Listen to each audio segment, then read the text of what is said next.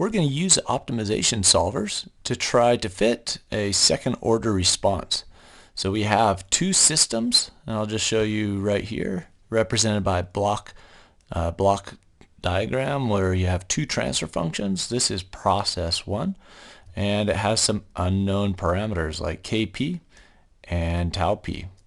So those are two unknown parameters, and we have output data, and we also have our input step. Okay, so we had a step of 2 for the input, and then we have some output data, and we want to try to estimate what our kp and tau p based on the input and output data.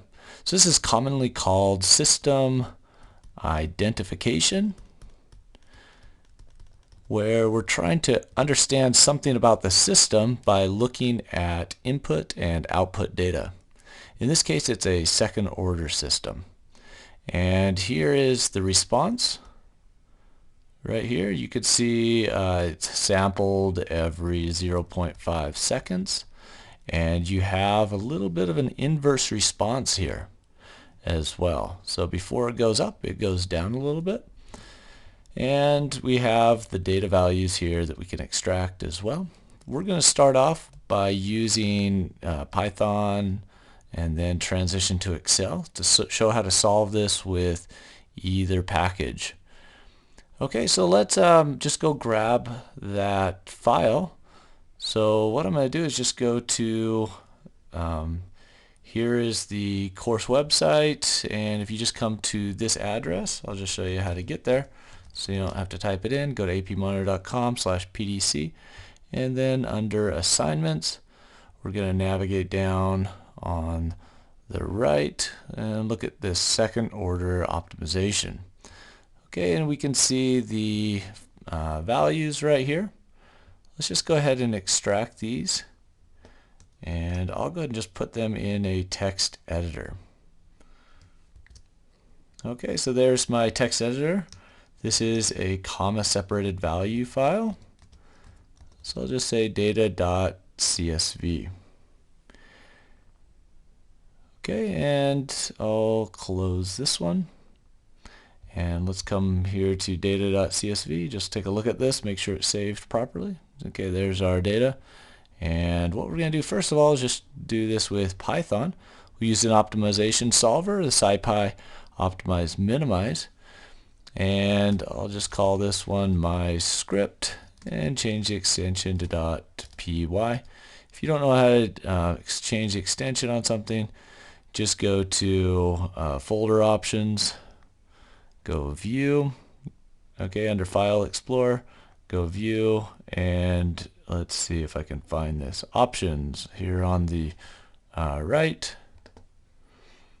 And if you can't see the extensions on your you might need to select this and then go over to view and make sure this is unselected, hide extensions for known file types, and then you can view and change file extensions.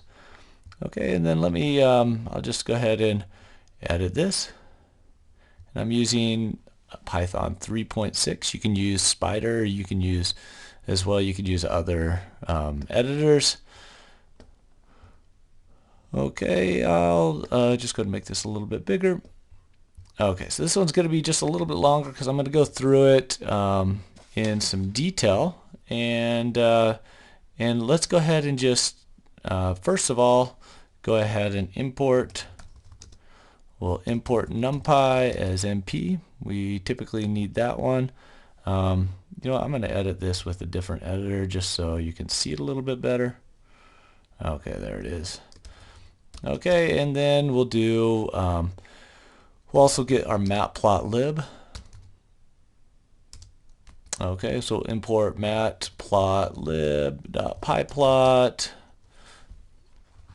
Okay, this is going to be pyplot as PLT, and then we need the SciPy optimizer. SciPy.optimize.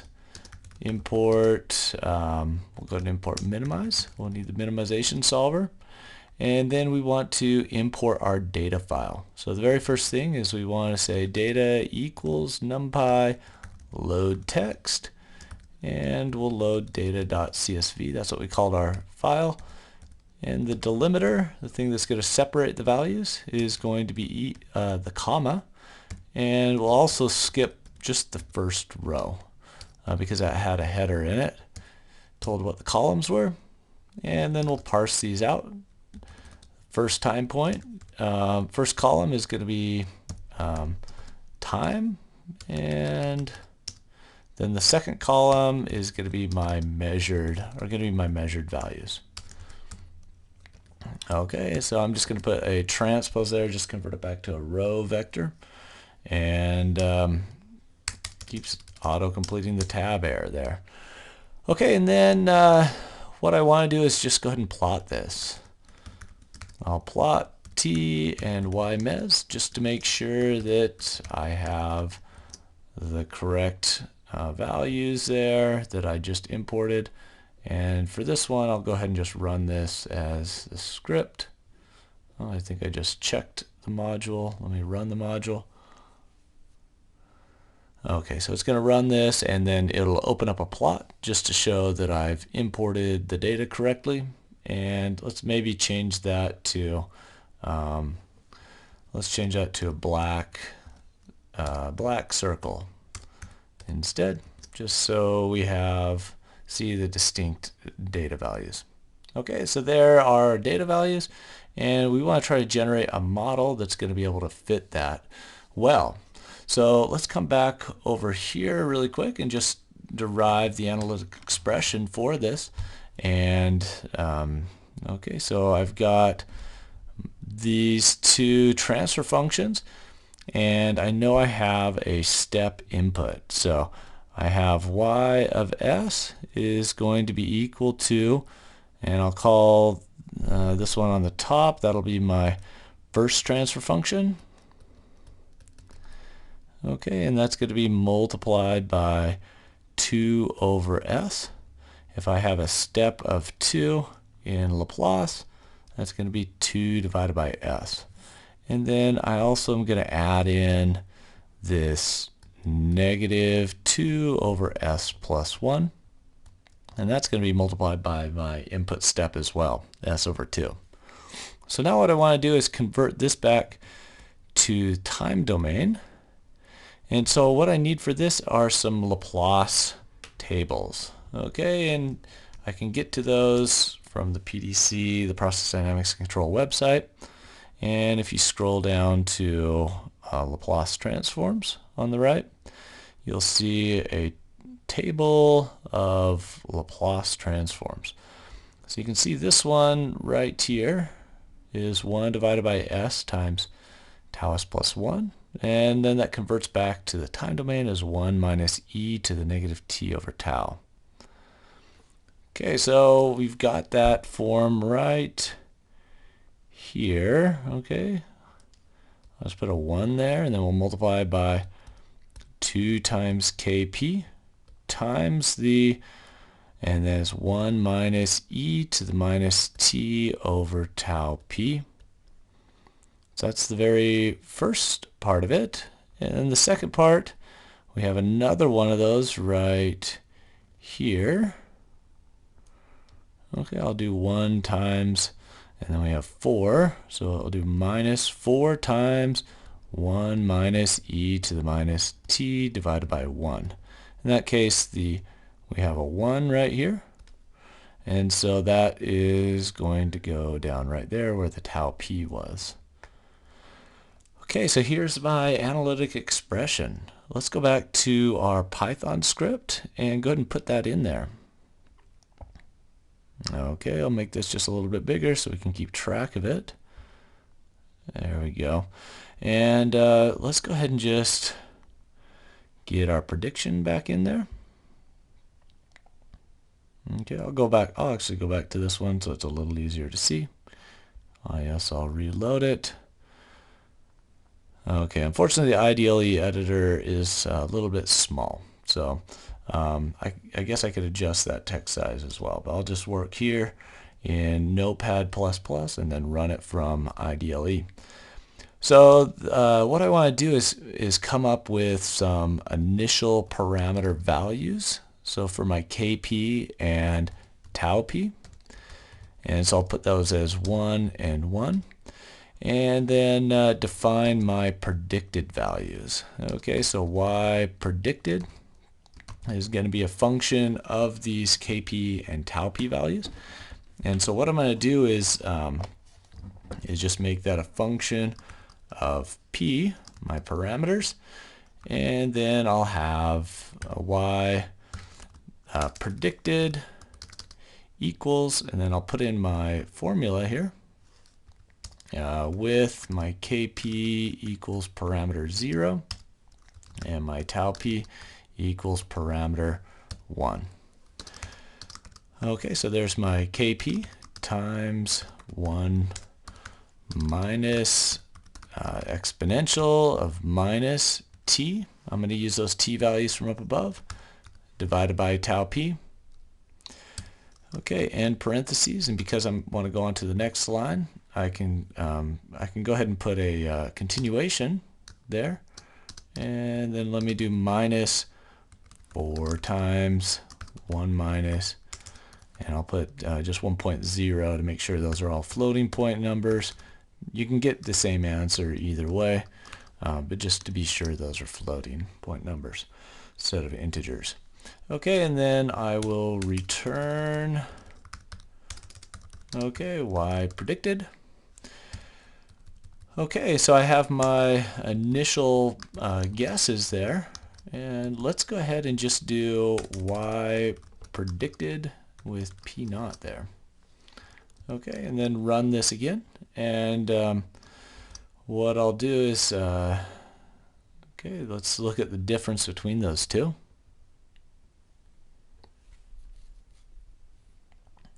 Okay, those are both black dots. Let me change the color on the predicted one to a red line. Okay, and then run it again, and let's look at the prediction. Okay, so I'm off by quite a bit. So what I want to do now is use an optimization solver to align the two.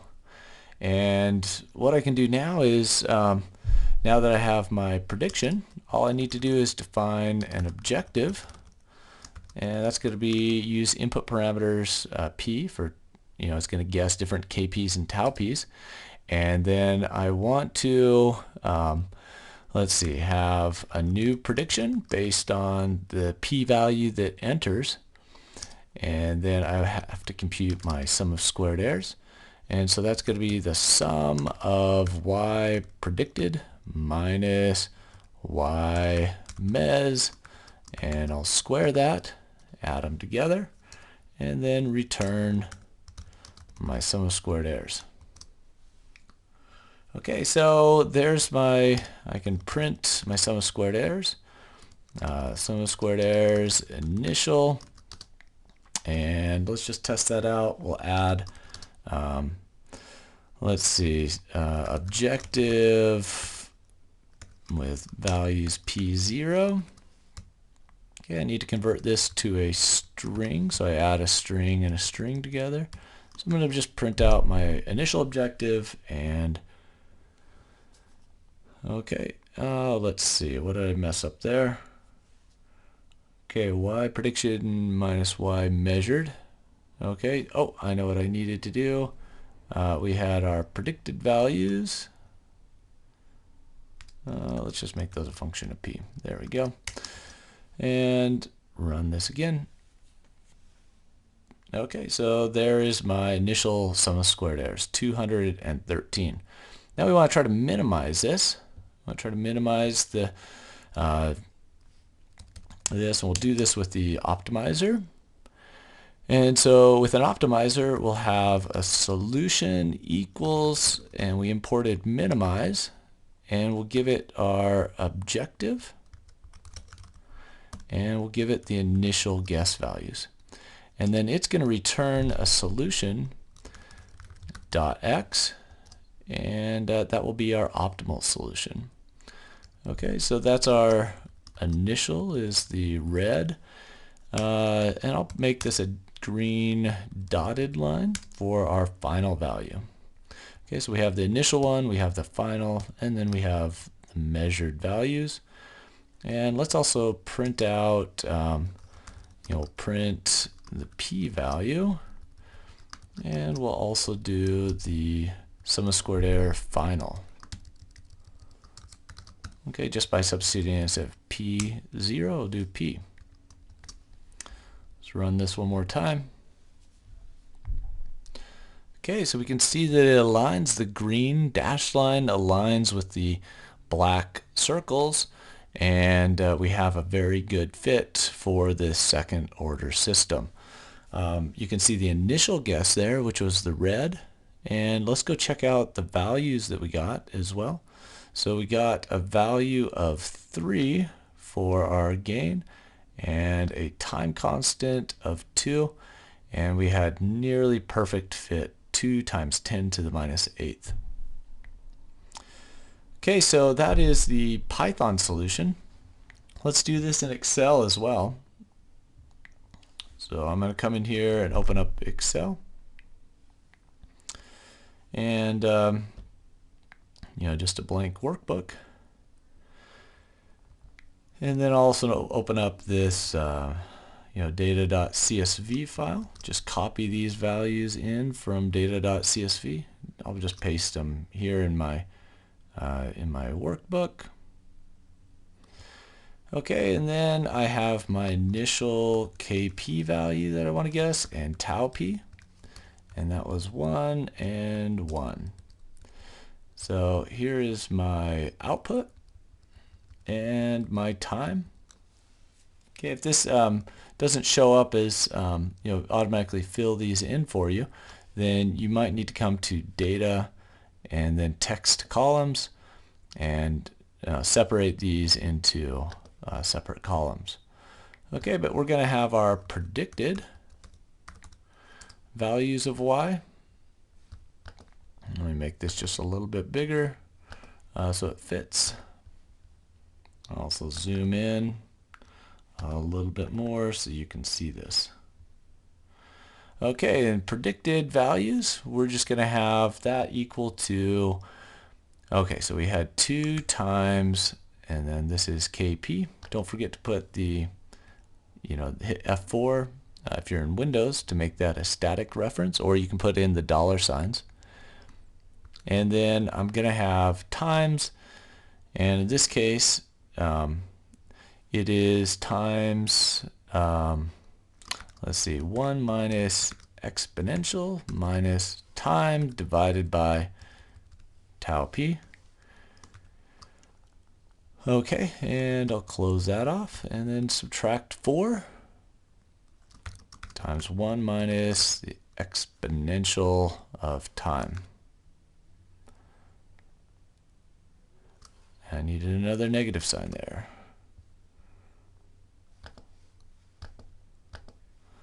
Okay, so there's our predicted value. And I'll go ahead and just select this on the bottom right and fill that down. And let's go ahead and insert a plot. I'll just do a scatter plot.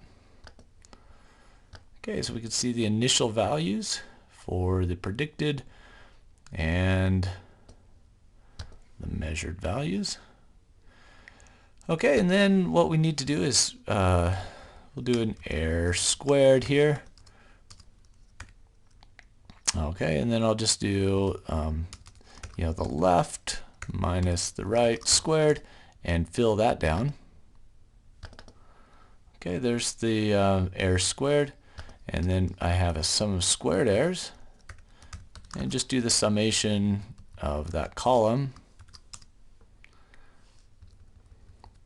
Okay, so there's the sum of squared errors. Now we want to try to optimize this.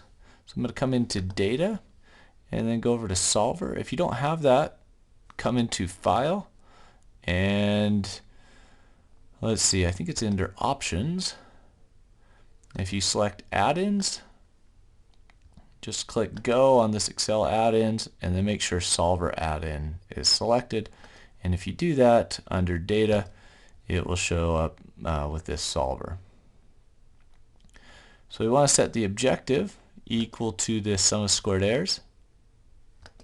In this case, we want to minimize it. We don't want to set it to the value of 0 necessarily because it might not get there. and then we want to change the cells KP and tau P. So just go ahead and select those. It'll automatically fill them in. And if you want negative values, make sure you unselect this. For tau P, it should be positive, but for KP, we could go negative. So let's just go ahead and unselect that and see where it goes. Okay, we'll keep the solver solution. And it looks like we got the same answer as with the Python. There's a 3 and there's a 2. And we were able to optimize it. If we need to change this so you can see, we changed the data series here and change some characteristics of the line just so we can see the one below it. Okay, I'll change that to a dashed line. And then you can see a little bit of the blue underneath the orange there. Okay, so we did this one with both Excel and with Python. We used the optimization solvers for both of those to come up with a solution for the system identification. In this case, identifying KP and tau P by minimizing a sum of squared errors between the predicted and the measured values.